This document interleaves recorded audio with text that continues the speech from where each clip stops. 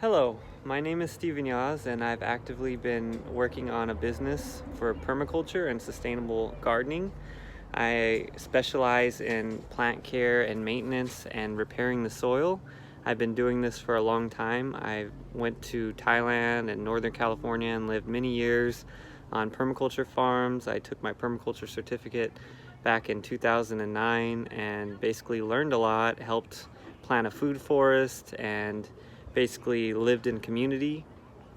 And my whole goal is to bring that to Bakersfield and find out how I can make that a tangible business here. And I've been trying to do that. I've also been doing a lot of community work, which is something else I want to get into with a nonprofit and other things, not just basically a for-profit business, but I want to kind of dabble in both things because permaculture is all about community and working together to build a better world. Right now I'm in a garden that I've been working on for about 13 years now in this low-income apartment in basically a impoverished part of Bakersfield on the east side. And basically this is just a small space that was all concrete, and I basically turned it into like a small mini food forest around my mom's apartment and around a few other apartments in the complex. You can see behind me is a pomegranate tree that's about 11 years old now that I planted from a little tiny baby, and every year it produces an abundant amount of pomegranates, and basically it's just so much I can't even eat all of them, and I end up giving a lot away to people, making things with them. And right next to it I have a abundant amount of sugar cane that grows up every year that I harvest and eat. And I'd like to make a business maybe one day making juice out of sugar cane and stuff. I would just need more land, and that's something that I would hope for in the future. In this small space too, you can see behind me there's two big apple trees that I planted about like 5 years ago now, and you can see it. This one's a Fuji, and it produces so many apples every year, as well as the one next to it, which is a Golden Delicious, and that already ended up fruiting all the way. So I had a huge crop of apples from that one, and I ended up eating tons of apples. Basically, if you look at the soil here, you can see that I use a lot of mulch, and especially leaves from the basically plants. I let them stay in the ground. I leave them on the ground, and basically it ends up repairing the soil.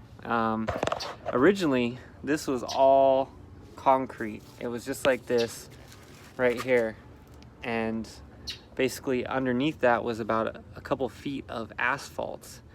And I ended up taking all the asphalt out and using it to fill an alleyway near here, a really big alleyway that had huge holes in it.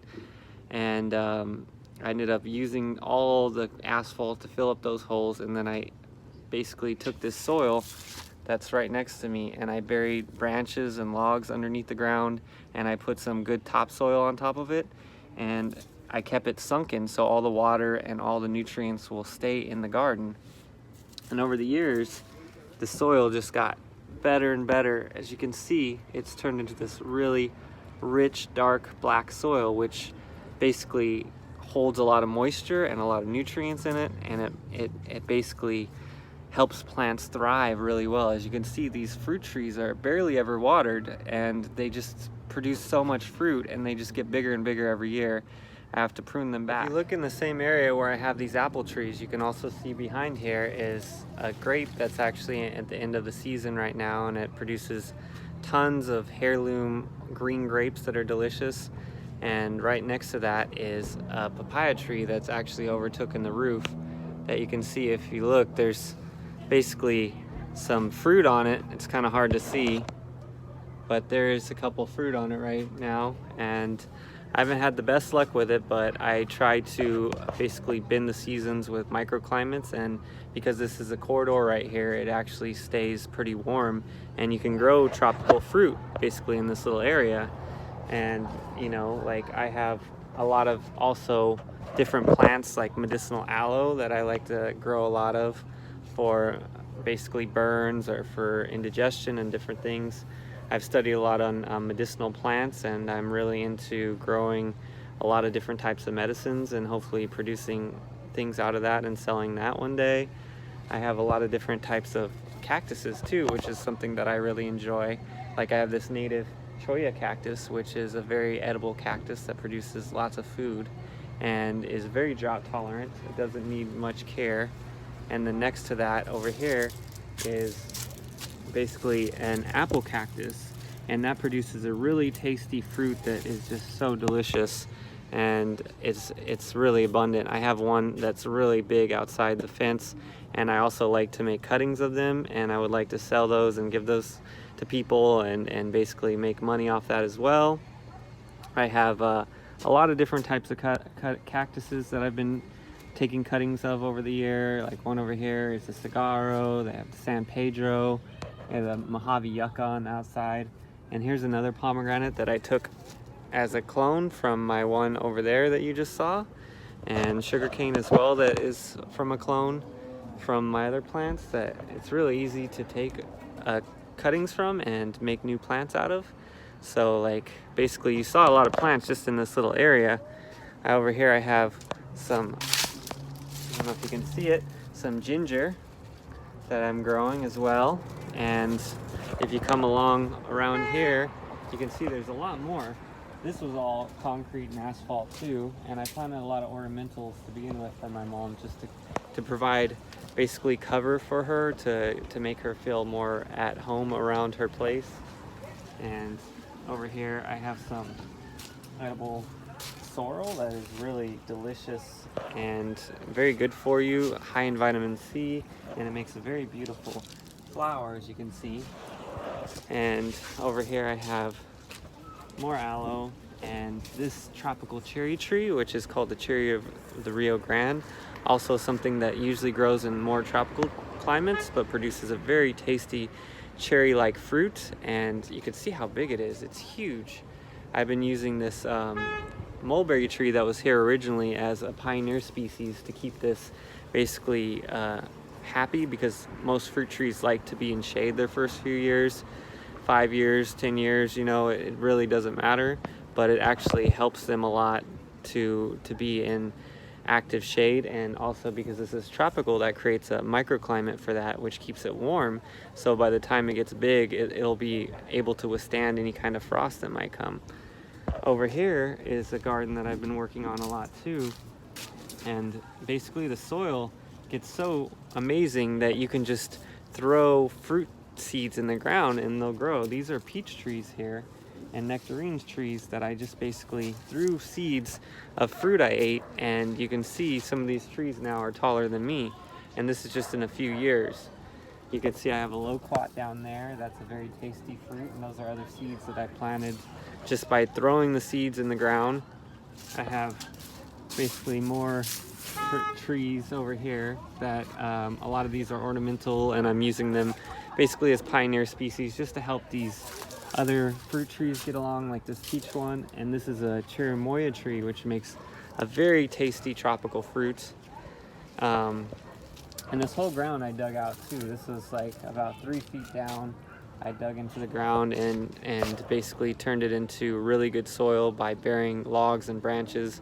A lot of it was from these mulberries that I pruned back, and I just basically buried, and I put some topsoil over it, and I kept it sunken so that the soil gets, you know, stays lower, and it's basically mulching every year, keeps the soil alive, and, you know, doesn't allow the UV rays to hit it, which will kill the microorganisms and worms and everything in the soil. So as long as I keep mulching, the soil just becomes better and better. Right here is another pomegranate tree that I planted. It's basically called ambrosia, and it's as tall as this other apartment next to my mom's. I planted this one about like 8 years ago, I think, and it's already gotten so big and produced tons of fruits. And if you look over here, you can see that there's not much to this apartment where I haven't grown stuff, but the places that I have grown stuff, like here, this was just a little baby persimmon tree that I grew. You can see this persimmon tree is just loaded with fruit. And this tree is probably about like 10 years old now, and it's way taller than any of the apartments around here. It's growing, and I planted right next to it on accident was this oak tree that I just got leaves to mulch my tree, and it's even bigger. It's actually been shading and protecting the persimmon tree and keeping it alive, and the soil alive by mulching the ground constantly with leaves. And you can see that this persimmon tree barely ever gets watered, and it's just loaded. Another thing I'm really into is regreening Bakersfield with just native trees, and this is one of my passions.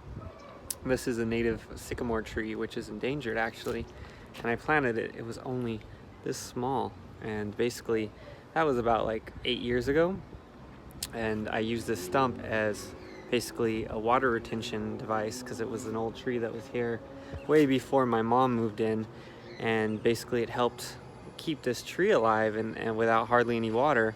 And this is a really water intensive tree. It grows basically in the riparian area, and this one really doesn't even get any water, and you can see how big this tree is now compared to these apartments. It's huge, and it provides a lot of shade and cover for the houses around. That actually helps prevent people from having to use so much electricity. It keeps their houses cold and really more habitable here in this really hot desert area.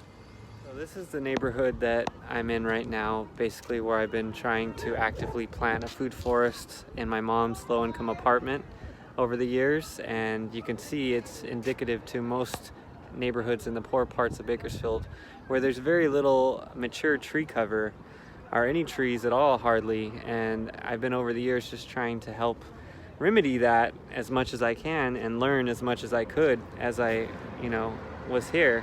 This was a little drought tolerant sunken food forest garden that I made for cactuses, and you can see all these cactuses are actually edible. We have this apple cactus right here that makes a really delicious fruit, and right next to it is a agave that makes an edible tuber. It's also been used to make tequila. And next to that, this is the basically apple cactus, the big one that I was talking about earlier. You can see how big this was. I planted this from a tiny little cactus. It's also called Peruvian pear, and you can see it's got a fruit on it right now. It's got a few of them. This one's ripe right now. I just picked it, and you can see these are really tasty. To see the inside of it if you can. The lighting's not that great, but it's so delicious. It's one of my favorite cactus fruits. And you can see how big this cactus is to me. And it usually produces an abundance of fruit as well as flowers that look really beautiful and are pollinated by bats, which help the bats in their time right now. Their population is dwindling. And I've also built this little tiny side garden here with medicinal thyme and aloe and more cactus, agave. You have another pomegranate that I was showing you earlier that I made a clone of, and more sugar cane over here. And you can see the outside of the area that we were just in. You can see all the tree cover. Those are the apple trees, the grape, and the pomegranate. You can see how much abundance it is. And I try to make this place really nice for my mom. It's not really the greatest area, so I'm trying to do what I can. You can see this is the alleyway that I used a lot of asphalt to fill in the holes, and it used to be really deep ruts in the soil here, and it's basically now from that asphalt that I put in there, it's really strong and doesn't have a lot of holes in it anymore. I learned a lot of that from doing trail work and construction work in the past. Like I used to work in doing trail crew and basically learned how to build trails and roads, and I used that skill to build paths or even gardens. And here's some beds that I did in the last couple of years for a client. These are terraces that I built on a hillside, basically using really strong logs held together to basically hold up the soil and the steps, something I learned doing trail work for the national park for many years. And you can see this is after a few months. You can see the kale, the hollyhocks coming up, the onions, the native willows, I had a lot of different medicinal plants growing as well. Things thrived amazingly with very little input. You can see basically lettuces and cauliflowers, more lettuces, arugula, and lots of native trees growing already, the willows, broccoli, lemongrass, cabbages, tomatoes. And these were some sunken beds that I did in the same garden using the same techniques of really strong logs around the beds, basically so you could reach in on all sides of the bed so you wouldn't have to go in to compact. And after a few months, you can see the progress. They were thriving. Everything in these beds that you see right here are medicinal and edible. We had a really big harvest of cantaloupes and eggplant, as you can see here. And this was after a few more months after that. You could see all the hollyhocks, lots of different flowers, sunflowers as well that came up, and basically evening primrose. And this was another bed that I built in the same area, a long trench bed. And you can kind of see the progress as well. You can see some arugula growing there, some more broccoli, bok choy. We actually had a really big harvest from that bed as well. You can see here's the progress right here. As you can see, we got a lot of food and medicine from those gardens. And here's a couple more beds that I built recently. You can notice that the logs around them are really strong and built similar to the rest of my beds. But not only are they really strong, but they're very artistically pleasing. It's my type of art. I like to make them look very beautiful. And here's another project I designed and built in Berkeley about a year ago for an elderly client.